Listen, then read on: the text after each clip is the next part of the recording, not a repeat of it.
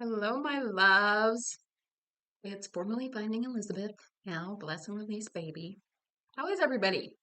I've been meaning to make a video all week. It's so funny. I started making TikToks, which are very short videos, and every one of them I'm playing with my hair. I always have to play with my hair. Anyway, happy 2026. It's a new year. Let's hope it's a better one than last year. Let's believe. I've got lobster bisque from Trader Joe's in here, which is very good, and I'm starving. But I wanted to do this before I got all comfy in my jammies and all the things. So this week was 11 years ago that I started the weight loss surgery process at Kaiser. This week was 11 years ago since I watched Patty Melt and learned about the YouTube community, the weight loss surgery YouTube community, which has blessed me in so many ways. There are people that I still talk to multiple times a day that I met in this community. So even when I only make a video every 5 months or so. But so I wanted to recognize that anniversary. Um, and then I wanted to talk about a couple of other things. I wanted to talk about a goal weight, and I wanted to talk about fat shaming experience that I don't know. They weren't fat shaming me, so I was going to say that I had bore witness to, and the mixed feelings I had when that happened. So, from a weight perspective, 11 years ago this week, I think it was January 4th, I weighed 402 pounds. I had vertical sleeve gastrectomy on April 28th, 2014. I had plastics on December 5th, 2020. And I started GLP-1s in June of 2023. And my weight this morning was 175.1 pounds. What? It is so mind-boggling. And this has been a slow and steady process, right? When I started GLP-1s, I probably weighed about 260 pounds, three and a half years ago. Is that right? Um, and there were times in the beginning when I couldn't get them because they were in short supply, etc. But pretty much for the last year and a half, I've been taking it very consistently. Every month I take Zepbound. I'm on 15 milligrams. I've been on 15 milligrams for the last year and a half. It still works. I mean, as well as it did in the beginning. No. Is it milligrams or is it micrograms? I don't know. Anyway, stop playing with your bangs, Elizabeth. 175.1. That was a weight that never ever had crossed my mind. And when I was talking to my nurse practitioner this last time before getting approval from my insurance company to continue to pay at least a tiny bit of the prescription price, she said something that nobody has ever said to me in 11 years. She said, "What do you think your goal weight is?" Like, what? My goal weight? Um, Remember, the lowest I ever got, well, some of you may not remember because you may not have ever seen me before, but the lowest I ever got post weight loss surgery was 198.8 pounds, and I stayed there literally for like 48 hours. It was not sustained, and so pretty much I remained over 200 pounds for most of this time. I probably went below 200 pounds in maybe June of this year. I never thought about a goal because I never thought that there was any possibility of reaching a goal. I remember when Watch Patty Melt met her goal, and I did a goal video for her, and I remember thinking that's never going to happen to me. I mean, nobody's going to make me a goal video because that's not a thing anymore, and I'm not active in YouTube. But that whole idea of reaching a goal. Well, so now I can't figure out what that goal is. Is it 175? Is it 170? Is it 160? I don't know. Tell me, what do you guys think? But even to be asked the question, I was like, hmm, hmm, hmm. I mean, I did throw out some in the beginning that my goal weight was 145, which was the smallest weight I ever was as an adult, also for like 48 hours. But I don't think that's feasible, especially at that time. It wasn't feasible because when I had plastic surgery, I had 22 pounds of loose skin removed.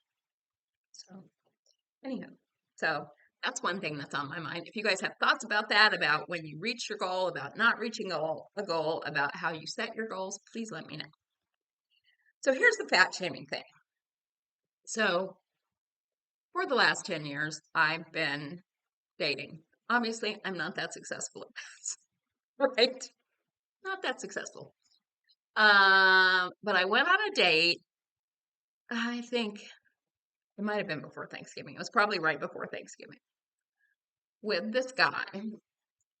And I had realized that I had forgotten to ask him a very important to me qualifying question because it happened very quickly from contact to meet, which I like. I prefer that.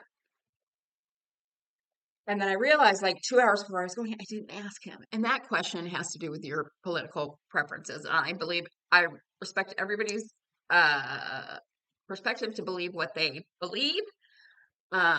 But for me in a romantic relationship, that wouldn't be a fit if we had different political views. Attack me if you'd like, but that's how I feel. And so I got there and I asked him pretty quickly, and it was clear we had very different political beliefs. And he said, well, so is that a deal breaker? And I said, probably. But then I said, let's, have a drink and talk because, which not good on my part, this was the first guy I had gone out with in a long time that I actually was super attracted to physically. I still knew it was a deal breaker for me, but let's have a drink, let's have fun. And we talked about political things, and he was very thoughtful in most of his responses. And then as we were, it had probably been like 35 minutes or so. And he says, Americans are so much more unhealthy now than they used to be. Well, probably everybody doesn't think this, but to me, unhealthy is a code word for fat, right? And so I was sort of like getting my defenses up to hear what he was going to say. And I said, so what do you mean by that? And he said, well, it's like there's all these fat chicks on the ski slopes. I mean, get out of the way, Shamu. What? And this is a grown ass man. This is a man in his 50s who's a senior level executive at a company who's well traveled and would say something like that. So I said, okay, well, now it's time for me to go because I find that super disrespectful. And he said, well, I was just kidding. I said, yeah, it doesn't matter. I really don't appreciate that comment. And I said, and by the way, I used to weigh about 220 pounds more than I do right now. And he was like, well, you look great now. Irrelevant. Irrelevant. And one of my friends, no one's stopping me but me, do you remember her, Gracie, had said, I don't think you should have told him that you lost weight. And he would have just thought, okay, somebody who didn't used to be, it's so hard for me to say didn't used to be fat, like I'm not fat now. But that somebody who was coming across as a typically sized person, which I still don't believe, but a typically sized person was that offended by that. And I was like, yeah, that's right. But here's the part that really fucked with my brain, and it is what it is. And, you know, but it shows how my thinking is still so wackadoodle. As I got in the car and I was like, oh my God, that was ridiculous.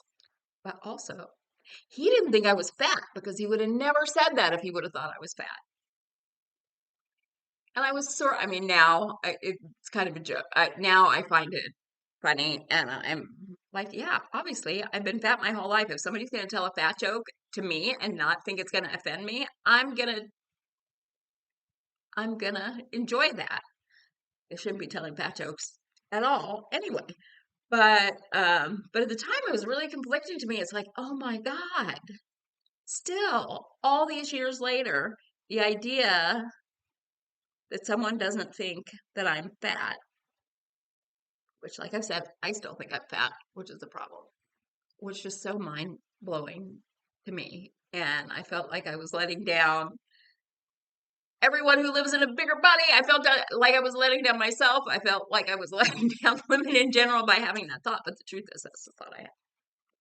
So those are the two things I want to talk about. Tell me what you guys want to talk about.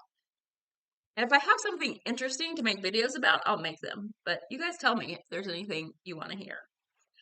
Um, Q&A video? I don't know. I don't know.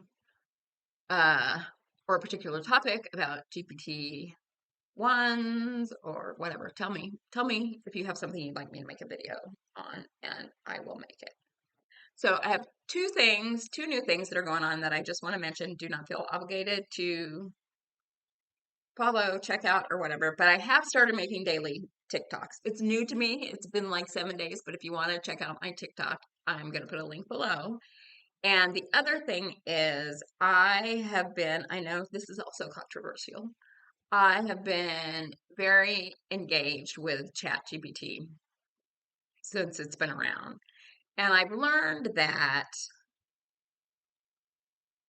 it is really good sometimes at helping me process my thoughts around things. And so I created at the end of the year 9 ChatGPT prompts for closure, basically. And I was framing it around it being the end of the year, and not a great year. I think for most people it wasn't. 2025 wasn't a great year. And um, so I have a package of 9 ChatGPT prompts, and it's sort of like journal prompts. It's sort of like journaling, and it's sort of like ChatGPT asking you questions to get you to the root of what are the issues that need to be closed out around a year or relationship or whatever. It's probably too complicated, but I just want to let you know that I did it. It's called What You're Leaving Behind, and I'll also put a link to that in the description box. I hope everybody is well. I hope you chime in and tell me things you want videos about, because if you do that, I will make them. I will. I promise. Okay, bye.